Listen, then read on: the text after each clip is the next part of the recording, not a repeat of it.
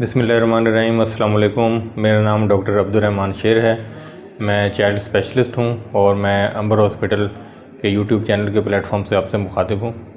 नाज़रीन, आज हम आपसे डेंगू फ़ीवर के हवाले से बात करेंगे, जो कि इस टाइम एक वबा की सूरत इख्तियार कर चुका है और उसकी वजह से अवाम में बहुत ज़्यादा खौफ व हरास भी पाया जा रहा है, क्योंकि बहुत सारे मरीज़ जो है वो हस्पतालों में डेंगू की अलामात के साथ और उसकी तशख़ीस के साथ आ रहे हैं। नाज़रीन, डेंगू फ़ीवर जो है वो जैसे कि बहुत सारे प्रिंट मीडिया पर भी और इलेक्ट्रॉनिक मीडिया पर कैंपेन के तहत आपको इल्म होगा कि ये एक ख़ास किस्म के मच्छर से फैलता है, जिसका नाम एडिस एजिप्टाई है। पैर कैफ इसका नाम आपको ना भी याद रहे तो कोई बहुत इसमें मज़ायका नहीं है। तो मच्छर से बचने की तो जो हिदायत हैं वो आपको ऑलरेडी बताई जा चुकी हैं, बताई जाती रहती हैं कि उसके अंदर जो है वो आपने मॉस्किटो रिपेलेंट लोशन और मुख्तलिफ़ किस्म के जो दीगर ऑयल है मॉस्किटो रिपेलेंट, और इसके अलावा मॉस्किटो रिपेलेंट जो स्प्रे है वो हुकूमत की तरफ से किए जाते हैं, और उसके अलावा जो मच्छरदानी जो नेट होता है वो आप घर में इस्तेमाल कर सकते हैं, यूज़ कर सकते हैं। तो डेंगू जो है वो अगर हो जाए इंसान को तो फिर आपने क्या करना है या उसकी तशख़ीस जो है वो कैसे की जा सकती है। तो आजकल के टाइम के जबकि डेंगू जो है एक वबा की सूरत में मौजूद है, तो जब भी बुखार हो जो कि बहुत ज़्यादा तेज़ हो, जिससे जिस्म में बहुत ज़्यादा दर्दें हों, कमज़ोरी महसूस हो,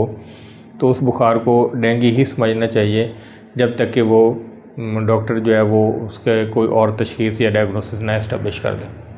तो every fever is dengue fever until proven otherwise nowadays.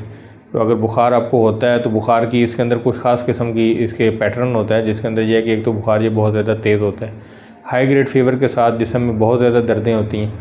इतनी दर्दी होती हैं कि टांगें और बाजू जो है उनको दबाने के ऊपर भी हड्डियों में दर्द महसूस होता है। उसके अलावा सर दर्द बहुत ज़्यादा होता है और आँखों के पीछे रीटर ऑर्बिटल पेन जो है वो बहुत ज़्यादा होता है,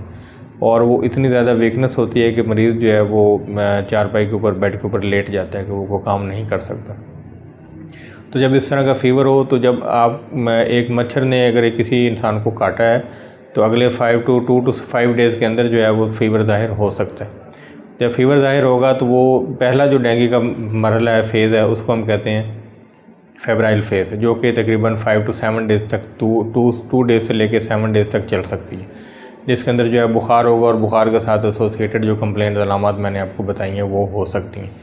उसके अलावा जो 5 या 7 दिन गुजरने के बाद जब बुखार सेटल होना शुरू हो जाता है, तो अगली जो फ़ेज़ है जिसको मरीज़ अमूमन हम ये समझते हैं कि बुखार ठीक हो गया तो अब हम बेहतर महसूस कर रहे हैं, ठीक हो गए, लेकिन डेंगू में ये इससे कदरे बात थोड़ी मुख्तलिफ है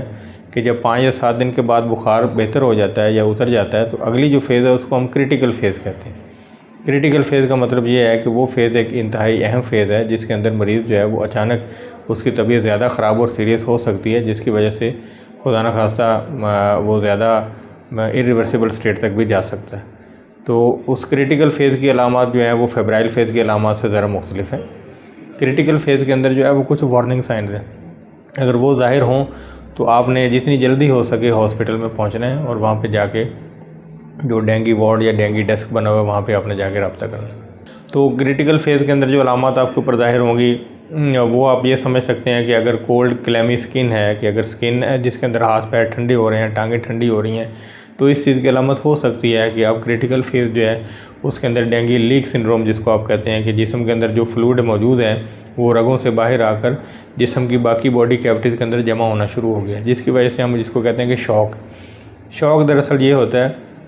कि आपका जो दिल पंप कर रहा होता है, हार्ट, वो इतनी कुव्वत के साथ पंप करता है कि पूरी बॉडी के एक एक हिस्से तक खून जो है वो पूरी कुव्वत के साथ और उसकी फराहमी हो जाती है। लेकिन इसके अंदर क्या होता है कि रगों के अंदर खून जो है उसकी मकदार कम हो जाती है, इसलिए कम हो जाती है क्योंकि वो उन रगों में से लीक हो के बॉडी कैविटीज़ के अंदर जमा हो गए। तो अब जो है वो हार्ट चाहे जितनी भी कुव्वत से पंप कर रहा है, जब ब्लड का वॉल्यूम कम हो गया तो फिर वो खून की तरसील जो है मुख्तलिफ अज़ा तक मुतासिर हो जाती है, इसलिए उनका फंक्शन मुतासिर होना शुरू हो जाता है। उसके नतीजे में ये अलामत आती हैं जो कि क्रिटिकल फ़ेज़ में आती हैं। जल्द जो है वो ठंडी होना जो शुरू हो जाती है, जिसके मरीज़ जो है वो उसका दिल घबराता है। दिल घबराने का मतलब ये है कि अब जो है वो एक वार्निंग साइन है कि इसको हॉस्पिटल में शिफ्ट करने की ज़रूरत है। उसके अलावा पेशाब जो है वो अगर गुर्दे मुतासिर हों तो पेशाब की मकदार कम हो जाती है कि जो दिन में उसको जिस तरह रूटीन में पहले पेशाब आ रहा था अब उसको वो दिन नोट करेगा मरीज़ को उसको पेशाब उतना नहीं आ रहा। और तीसरे नंबर पे एक इंतहाई अहम चीज़ ये है कि वो पेट में दर्द होगा और साथ में एक्यूट हेपेटाइटिस जिस तरह पीला यरगान होता है, उस तरह की कैफियत जो है वो सामने आना शुरू हो जाएगी कि हाथ लगाने से और हाथ लगाए बगैर भी पेट में मुसलसल दर्द महसूस होगा और बाद वो दर्द नाकाबिले बर्दाश्त भी हो सकता है, क्योंकि इस फेज़ के अंदर जो है वो गाल ब्लैडर जो कि जिसको आप पित्ता कहते हैं उसके ऊपर सोजिश आना शुरू हो जाती है और पेट के अंदर पानी भी जमा होना शुरू हो सकता है। इसके अलावा सांस की तकलीफ़ भी हो सकती है लैक्टिक एसिडोसिस की वजह से, और उसके अलावा जो है वो कन्फ्यूजन और एक ड्राउजीनेस जिस तरह कहते हैं कि उसका कॉन्शियस लेवल जो है वो भी कम होना शुरू हो सकता है। उसके अलावा और भी दीगर अलामत होती हैं जिनकी तफसील बहुत ज़्यादा है। क्रिटिकल फेज़ जो है वो 48 घंटे तक परसिस्ट करती है और उसके अंदर अगर पहले 24 से 36 घंटे जो है वो खैर आफियत से गुजर गए हैं तो हम ये कह सकते हैं कि 48 घंटे जो हैं ये खैर आफियत से गुजर जाएंगे। लेकिन ये वो टाइम है जिसके अंदर बहुत ही ज़्यादा एहतियात की ज़रूरत है और इन वार्निंग साइंस को नोट करने की ज़रूरत है। और ये वार्निंग साइंस आपको कब पता चलेंगे,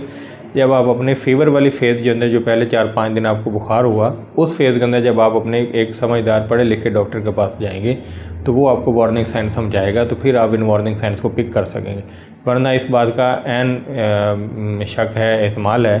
कि ये वार्निंग साइन आप हो सकता है खुदा न खास्ता मिस कर दें और कोई नुकसान हो जाए। फिर तीसरी फेज़ होती है 48 घंटे के बाद जो शुरू होती है जिसको हम कन्वेलिसेंट फेज़ कहते हैं, या उर्दू में हम उसको रिकवरी फेज़ या उसको हम कहते हैं कि अब मरीज़ ठीक होना शुरू हो गया। इस कन्वेलिसेंट फेज़ के अंदर कुछ चीज़ें ज़ाहिर होती हैं जो कि बेहतरी की अलामत हैं, जैसे कि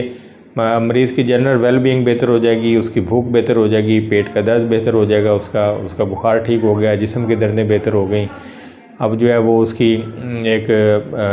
समझ लें कि अगर हाथों और पैरों पर ख़ारिश शुरू हो जाए, इचिंग जो होती है, ये इचिंग जो है वो डेंगू से रिकवरी का साइन है।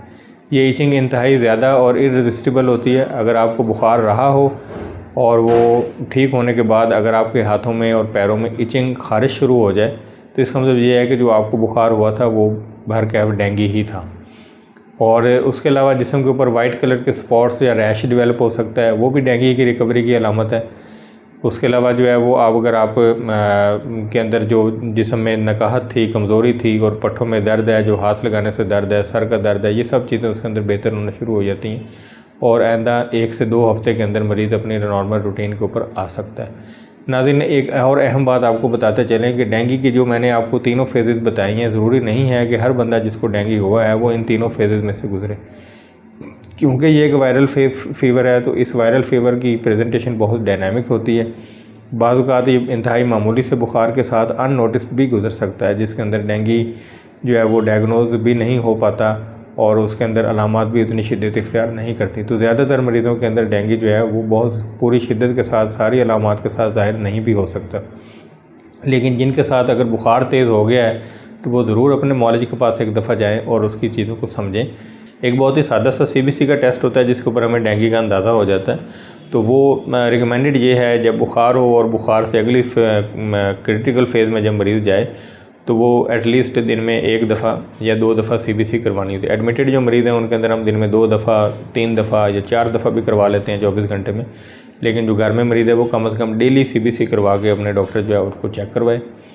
और उसके अलावा और टेस्ट होते हैं जिसके अंदर NS1 है और दीगर टेस्ट हैं। अल्ट्रासाउंड की भी ज़रूरत पेश आ सकती है, एक्सरे की ज़रूरत भी पेश आ सकती है। वो डॉक्टर ख़ुद उसका फ़ैसला करेगा। लेकिन आप लोगों के लिए टेक होम मैसेज ये है कि अगर कोई भी बुखार आपको होता है इन दिनों में खुदा न खास्ता, तो अगर वो बहुत ज़्यादा तेज़ है या वो अलामत जो मैंने आपको बताई हैं तो उसको आप डेंगू ही समझें और कम से कम 1 दफ़ा आप अपने मौलवी के पास ज़रूर जाएँ, उनको चेकअप करवाएँ और अगर वो आपको टेस्ट ऑफ़र करते हैं तो वो टेस्ट भी ज़रूर कराएँ। बाकी अल्लाह ताला आपको हामी नासिर हो तमाम वबाई अमराज से और दीगर आफात से। अल्लाह ताला हम सबको महफूज़ रखे। अपना बहुत सारा ख्याल रखिएगा। अंबर हॉस्पिटल के प्लेटफॉर्म से हम आपको खुदाफिज़ बोलते हैं। इंशाअल्लाह दोबारा किसी इंट्रोडक्टरी वीडियो के साथ आपके पास दोबारा हाज़िर होंगे। बहुत शुक्रिया। अल्लाह हाफ़िज़।